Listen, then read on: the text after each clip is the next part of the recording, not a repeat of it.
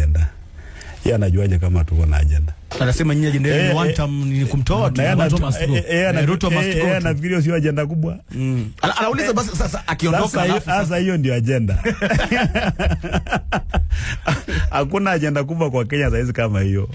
Hiyo ndio taarifa ya habari sasa, kama ana habari ndio hiyo sasa. Hiyo ndio agenda kubwa kweli kweli, maana tunaamini kwamba yeye akitoka matatizo ya Kenya karibu nusu yatakuwa yamesuluhishwa. Lakini anauliza hiyo tu kwa suluhisha. Anauliza wataondoka vipi? Yeye mwenyewe anauliza mjamueleza aendeje.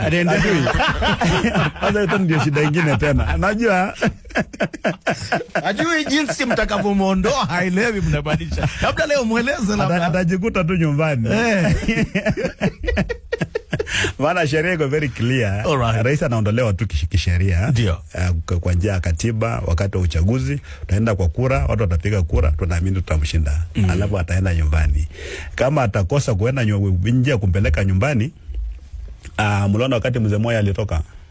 Actually aliweka kwa helicopter zio ya jeshi. Ikampeleka mpaka nyumbani, wakaondoa ile bendera yake ile presidential standard akapewa. Akaambia your excellency final salute. Wakamwacha Kabarak, ndio? Yeye pia kama ataka, anasema ataka apelekwe wapi? Kama ni Sugoi, atapebwa tu, atapelekwa na helicopter na apelekwe huko. Hiyo hata hiyo sio shida. Kufika nyumbani sio